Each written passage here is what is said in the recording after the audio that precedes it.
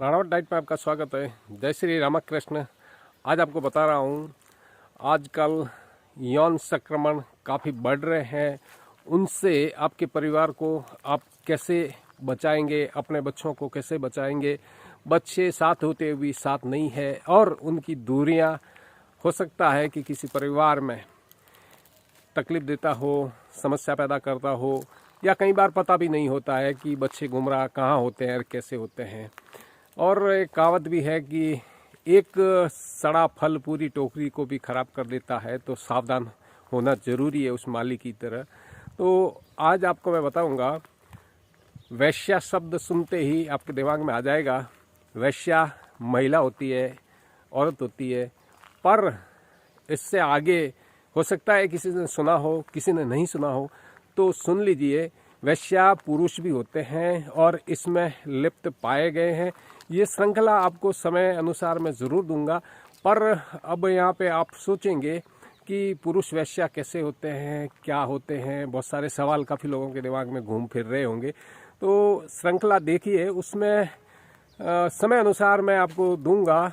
पर अभी आज मैं आपको जो एक न्यूज़ पढ़ के दिखा रहा हूँ, न्यूज़ तो बड़ी पुरानी है, 10-12 साल पुरानी है, जिसमें पुरुष वैश्या किस प्रकार से दरिंदगी करता था और वह व्यक्ति के बारे में आप इस न्यूज़ में सुनेंगे। तो फैसला आप कीजिए कि इस प्रकार से हादसों से अपने परिवार के बच्चों को बचाना चाहिए या नहीं। ये अब सुनिए। न्यूज़ 18 हिंदी। पुरुष वैश्या हैं दिल्ली का बड़ा कारोबारी अनिल नंदा। काली कोठी का राज, जैनेश्वर की चिट्ठी।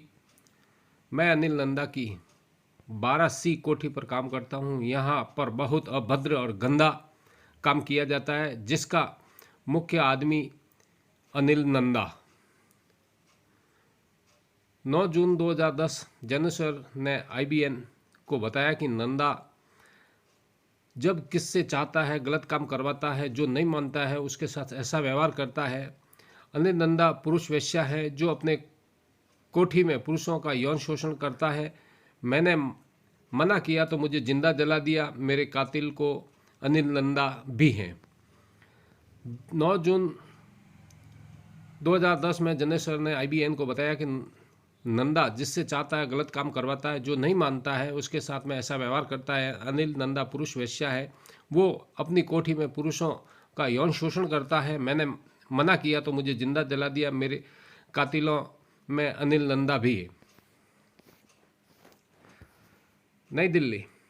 दिल्ली के सफदरगंज अस्पताल 85% जली हुई हालत में एक व्यक्ति भर्ती हुआ और हफ्ते भर जिंदगी और मौत के बीच झूलने के बाद उसने दम तोड़ दिया। लेकिन मरने से पहले IBN 7 को कैमरे के सामने उसने सनसनीखेज खुलासा किया है।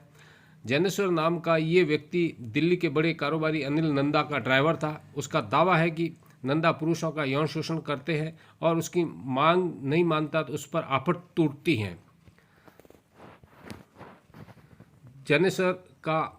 जैनेश्वर एक फौजी था, लेकिन रिटायर्ड होने के बाद 6 सालों से नंदा खानदान का नमक खा रहा था। 9 जून 2010 को जैनेश्वर ने IBN 7 को बताया, नंदा जब जिससे चाहता है गलत काम करवाता है, जो नहीं मानता है उसके साथ ऐसा व्यवहार करता है। अनिल नंदा पुरुष वैश्या है, वह अपनी कोठी में पुरुषों का शोषण करता है। मैंने मना किया तो मुझे जिंदा जला दिया, मेरे कातिलों में अनिल नंदा भी है।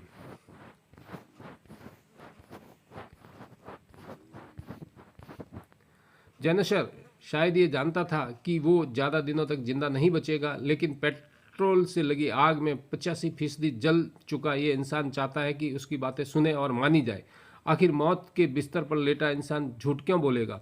अगले 4 दिन IBN 7 ने अनिल नंदा से संपर्क साधने का हर मुमकिन कोशिश की। उसकी कोठी 12C new friends colony waste में गए, घंटों इंतजार किया, अपने फ़ोन नंबर छोड़े, लेकिन नंदा परिवार न सामने आने को तैयार था, न बात करने के को इस और न कोई सफाई देने को। 14 जून 2010 को IBN 7 ने एक बार फिर सफदरगंज अस्पताल की राह पकड़ी।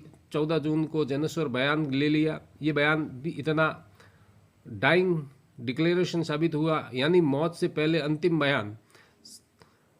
9 जून और 14 जून के बयानों में रत्ती भर फर्क नहीं था। ज्ञानेश्वर शर्मा ने बताया कि कोठी में काम करने वाले 99% मर्दों का यौन शोषण होता है। नंदा पैसा देकर लड़के मंगवाता है। ज्ञानेश्वर को दिल्ली की काली कोठी में 9 जून को आग लगा दी गई थी, लेकिन उससे 10 दिन पहले 29 मई 2010 को उसने चिट्ठी लिखी थी। उसने लिखा था कि मैं अनिल नंदा की 12सी कोठी पर काम करता हूं, पर यहाँ पर बहुत अभद्र गंदा काम किया जाता है, जिसका मुख्य आदमी अनिल नंदा है। मैंने कई बार सही बात बोली तो मुझे धमकाया जा रहा, मेरा शोषण किया जा रहा है।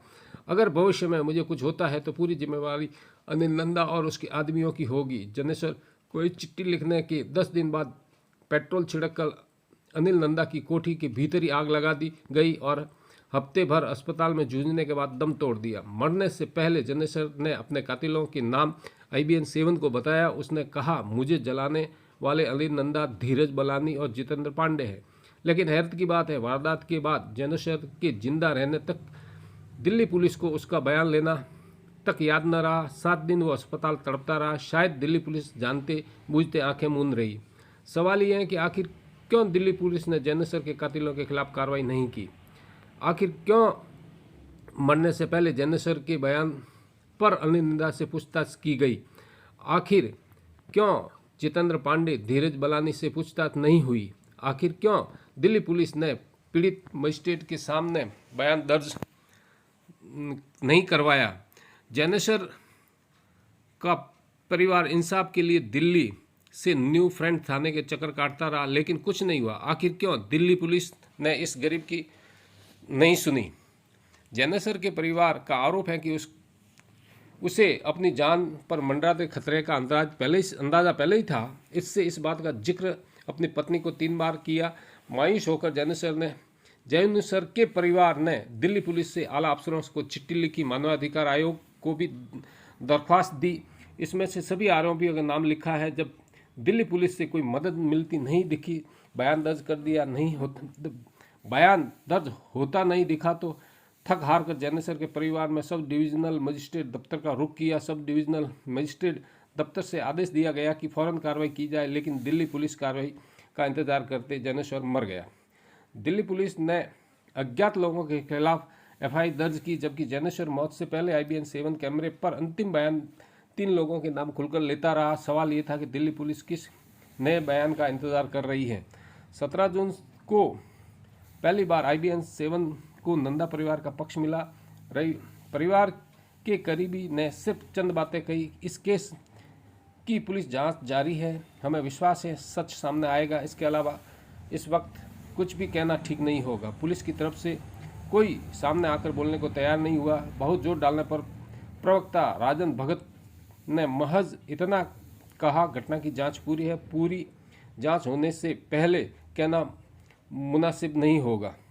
ज्ञानेश्वर की पत्नी और भाई मौत के सदमे में हैं, लेकिन सदमे से ज़्यादा गुस्सा है। पुलिस पर भरोसा उठ चुका है। हालांकि ज्ञानेश्वर की पत्नी कहती है अपने पति के कातिलों को अंजाम तक पहुंचाएगी।